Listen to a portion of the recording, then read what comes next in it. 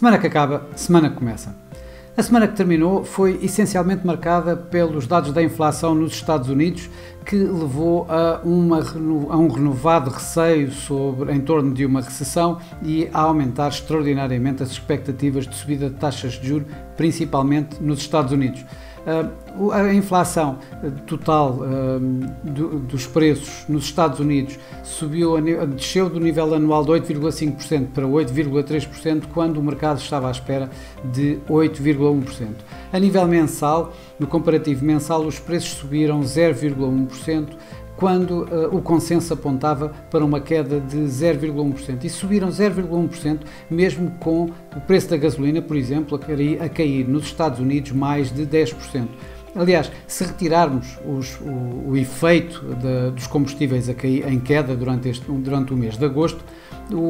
os preços até subiram bastante mais, subiram 0,6%, quando se estava à espera de uma subida de 0,3%. Isto acabou por levar a um aumento extraordinário das expectativas em torno da subida de taxas de juros nos Estados Unidos, e começaram de imediato a haver os maiores receios de uma recessão bastante mais forte do que aquela que se poderia esperar à partida. A reação a isso, os mercados financeiros, a aversão ao risco dominou, digamos, os mercados de uma forma global durante esta semana, com os mercados acionistas em queda, os mercados obrigacionistas também em queda, levando, obviamente, as yields, as suas taxas de juros que se derivam exatamente do preço dessas obrigações, a subidas para máximos dos últimos anos, mesmo de mais de uma década, nomeadamente as de mais curto prazo, as obrigações a 2 anos, que caíram bastante mais e, portanto, as respectivas yields subiram ainda bastante mais. Isto era nos Estados Unidos. Na Europa, os vários membros do Banco Central Europeu, à exceção do nosso Mário Centeno, todos eles seguiram o caminho que os membros do FOMC, portanto da Reserva Federal, têm feito nas últimas semanas, puxando, digamos, o mercado também para maiores expectativas de subida da taxa de juros. Isto inclusive é no Banco Central Europeu, que depois de ter subido 75 pontos base, já o mercado começa a descontar nova subida de 75 pontos base. Obviamente que isto deu uma reação bastante feia, passa a expressão, em termos de mercados acionistas, com praticamente todos os mercados acionistas em quedas relevantes. Obviamente que as mais marcantes foram nos Estados Unidos, com o Nasdaq a cair mais de 5% durante esta semana. Aliás, um dos dias, o dia de imediatamente a seguir à subida aos números da inflação, a ser um dos piores dias em 2 anos de queda diária de um índice norte-americano. Por cá,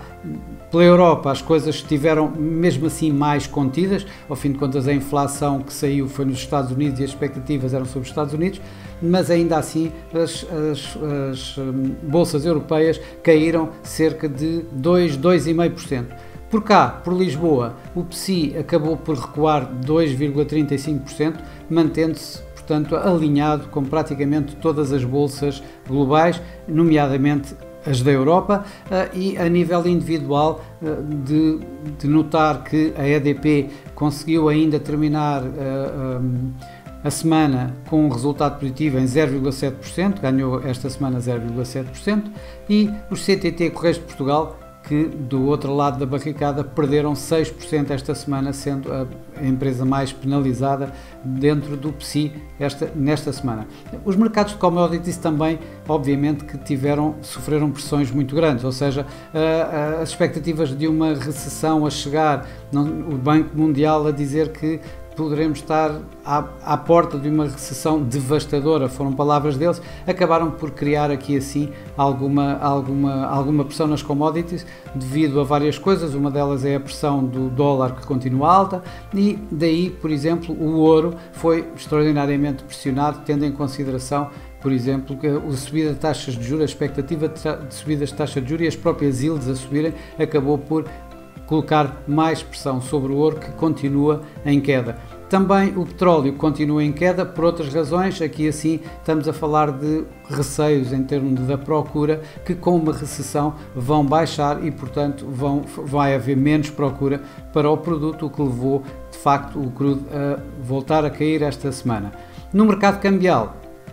obviamente que o dólar continua a ser rei, o dólar continua a ser a grande divisa de refúgio de todos os mercados,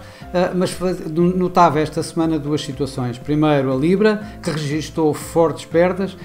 a Libra contra o dólar, portanto, a negociar abaixo de 1,14 uma vez mais, e a fazer um novo mínimo que não era visto já desde 1985, portanto estamos a falar de um mínimo com quase 40 anos, e por outro lado o Yen foi das poucas divisas que conseguiu fazer frente ao dólar esta semana,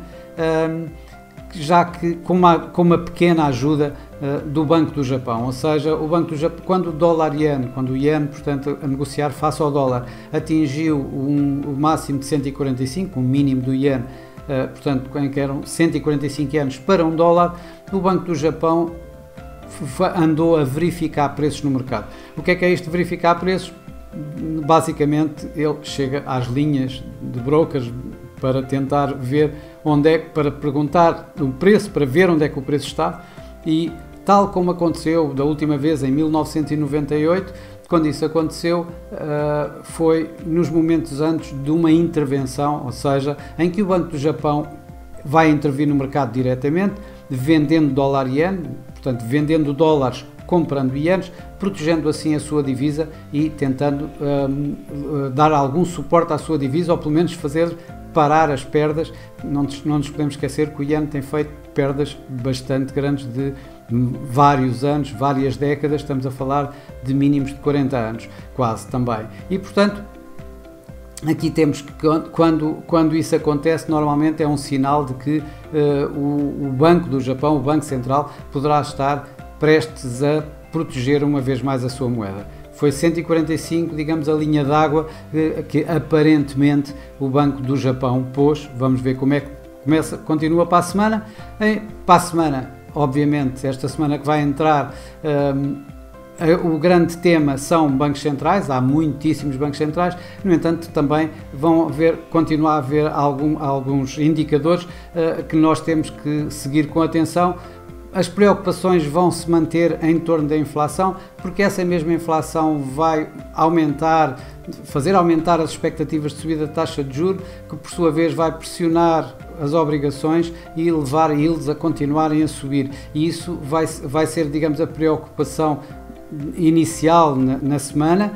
em que provavelmente poderá continuar a castigar os ativos de risco, como por exemplo são as ações. Mas de facto o grande tema durante esta semana vão ser os inúmeros bancos centrais que vão ter reuniões. Estamos a falar do Banco do Japão, da Suécia, da Noruega, da Inglaterra, da Suíça, e muito mais, isto só para falar alguns. Obviamente que o que o mercado vai estar todo a olhar vai ser o Banco Central norte-americano, portanto a Reserva Federal. A Reserva Federal está, depois do que aconteceu com os últimos dados, nomeadamente com a inflação, o mercado tem um dado adquirido que é pelo menos os 75 pontos vão ser aumentados esta semana por parte da Reserva Federal. Isso é um dado adquirido que o mercado já tomou. Há